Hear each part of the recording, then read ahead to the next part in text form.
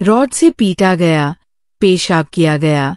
यातनापूर्ण हत्या के कारण मंत्री को बाहर होना पड़ा। सरपंच संतोष देशमुख को डर था कि धमकियों और जबरन वसूली के कॉल के कारण अवाड़ा और इसी तरह की अन्य फर्में मस्साजोग में अपना काम बंद कर सकती है।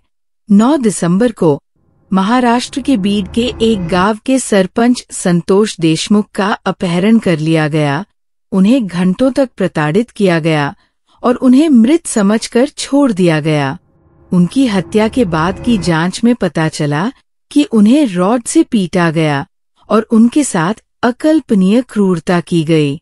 लगभग 3 महीने बाद राज्य के मंत्री धनंजय मुंडे ने कथित तौर पर अपने शीर्ष सहयोगी की हत्या पर आक्रोश के बीच इस्तीफा दे दिया। जांच में पाया गया कि संतोष देशमुख ने क्षेत्र में संचालित एक पवन चक्की ऊर्जा फर्म को निशाना बनाकर की जा रही जबरन वसूली को रोकने की कोशिश की थी और उनकी हत्या का मास्टरमाइंड श्री मुंडे का सहयोगी वाल्मीकि कराड़ था। 2 करोड़ रुपए की जबरन वसूली की मांग। मुंबई स्थित green energy company Awada Beed के मस्साजोग गांव में एक परियोजना पर काम कर रही थी। पवन ऊर्जा क्षेत्र के कारण पिछले कुछ वर्षों में बीड और आसपास के जिलों में आर्थिक वृद्धि देखी गई है, लेकिन स्थानीय अपराधियों ने इस वृद्धि में एक अवसर को महसूस किया है, जिसके कारण जबरन वसूली और अपहरण की घटनाएं बढ़ गई है। पिछले साल मई में देशमुख की हत्या से 6 महीने पहले बीड में अपराध सिंडिकेट चलाने वाले सुदर्शन घुले ने अवाड़ा के एक परियोजना अधिकारी सुनील शिंदे का अपहरण कर लिया था। बाद में उन्होंने पुलिस में शिकायत दर्ज कराई।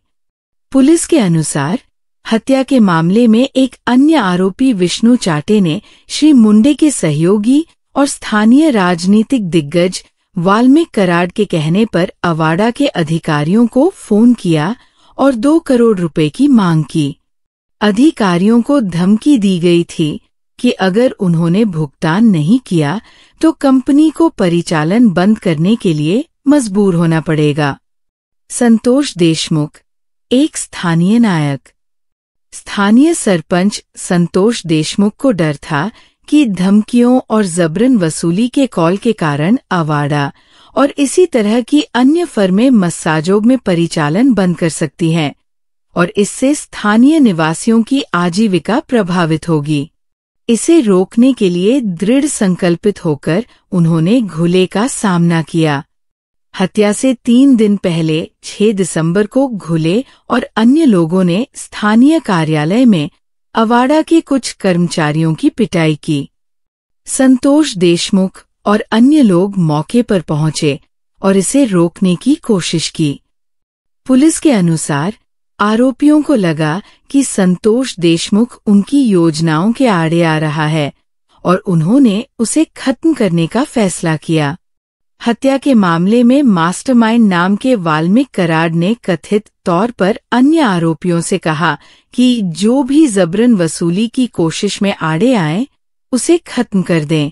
देशमुख को कई बार धमकाया गया।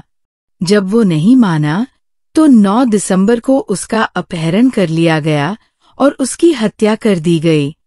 पुलिस ने पाया कि घुले, कराड़ और विष्णु चाटे देशमुख की हत्या से पहले और बाद में एक दूसरे के संपर्क में थे। क्रूर यातना, चौंकाने वाले वीडियो। संतोष देशमुख को 9 दिसंबर की दोपहर को डोंगाव टोल प्लाजा पर एक एसयूवी में 6 लोगों ने अगवा कर लिया और केज तालुका की ओर ले गए। वह उस शाम दैथना शिविर में बेहोश पाया गया। उन्हें अस्पताल ले जाया गया, जहां उन्हें मृत घोषित कर दिया गया। पुलिस अधिकारियों के अनुसार उन्हें 2 घंटे से अधिक समय तक गैस पाइप, लोहे की रॉड, लकड़ी के डंडों और धारदार हथियारों से पीटा गया। पुलिस ने आरोप पत्र में कहा है कि संतोष देशमुख को मारने से पहले उन्हें प्रताड़ित किया गया और हमलावरों ने 15 वीडियो रिकॉर्ड किए, 8 तस्वीरें खींची और क्रूरता को रिकॉर्ड करने के लिए 2 वीडियो कॉल भी किए। आरोप पत्र में उल्लिखित एक वीडियो में 5 आरोपी श्री देशमुख को एक सफेद पाइप और लकड़ी के डंडे से पीटते और लात घूंसे मारते हुए दिखाई दे रहे हैं। वीडियो में देशमुख को अर्धनग्न अवस्था में दिखाया गया है। आरोप पत्र में कहा गया है कि एक अन्य वीडियो में एक आरोपी उन पर पेशाब करता हुआ दिखाई दे रहा है, जबकि उनका खून बह रहा है। कैसे जली आग की लपटें मंत्री। इस खौफनाक हत्याकांड के मुख्य आरोपी वाल्मीकि कराड एनसीपी नेता और तत्कालीन मंत्री धनंजय मुंडे के करीबी सहयोगी है। जांच के दौरान कराड की हत्या में कथित भूमिका सामने आने पर विपक्ष ने कार्रवाई की मांग शुरू कर दी। अपराध जांच विभाग सीआईडी की 1200 पन्नों की चार्जशीट ने विपक्ष को और भी हथियार मुहैया करा दिए। सोशल मीडिया और टीवी स्क्रीन पर देशमुख के साथ हुई क्रूरता को दर्शाने वाले खौफनाक दृश्य सामने आने के बाद मुख्यमंत्री देवेंद्र फडणवीस ने इस पर ध्यान दिया। सूत्रों के अनुसार श्री फडणवीस ने उप मुख्यमंत्री और एनसीपी प्रमुख अजीत पवार से मुलाकात की और चार्जशीट के राजनीतिक नतीजों और कराड की कथित भूमिका के बारे में जांच में क्या सामने आया, इस पर चर्चा की। आखिरकार उन्होंने पद छोड़ दिया और श्री देशमुख से इस्तीफा देने को कहा गया। श्री मुंडे ने कहा कि उनकी ये दृढ़ मांग रही है कि सरपंच की हत्या के मामले में आरोपियों को कड़ी से कड़ी सजा मिले। उन्होंने कहा, कल सामने आई तस्वीरों को देखकर मुझे बहुत दुख हुआ। इस मामले की जांच पूरी हो चुकी है और कोर्ट में चार्जशीट दाखिल कर दी गई है। साथ ही न्यायिक जांच का प्रस्ताव है। एनसीपी नेता ने कहा कि उन्होंने ये फैसला लेने के लिए अपनी अंतरात्मा की आवाज सुनी है। उन्होंने कहा कि उनका स्वास्थ्य भी ठीक नहीं है और डॉक्टर ने उन्हें जल्द ही इलाज कराने की सलाह दी है। एक जाति उपकथानक।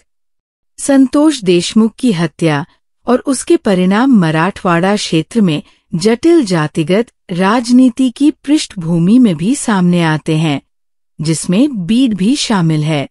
यह क्षेत्र मराठा आरक्षण आंदोलन का केंद्र था, जिसके दौरान मराठा और ओबीसी वंजारी आपस में भिड़ गए थे। ये प्रतिद्वंद्विता पिछले साल लोकसभा चुनावों में भी देखने को मिली थी, जब भाजपा की पंकजा मुंडे एक वंजारी को एनसीपी सपा के मराठा चेहरे बजरंग सोनवने से हार का सामना करना पड़ा था। दिलचस्प बात यह है कि संतोष देशमुख, एक मराठा, ने चुनाव से पहले पंकजा मुंडे के लिए प्रचार किया था। इस हत्या मामले में कराड, घुले और चाटे सहित सभी आरोपी वंजारी है। हत्या के बाद कई मराठा नेताओं ने देशमुख के लिए न्याय की मांग करते हुए अपनी आवाज उठाई। उनमें से एक भाजपा के मराठा नेता सुरेश धस्म थे, जिन्होंने पहले धनंजय मुंडे के इस्तीफे की मांग की थी।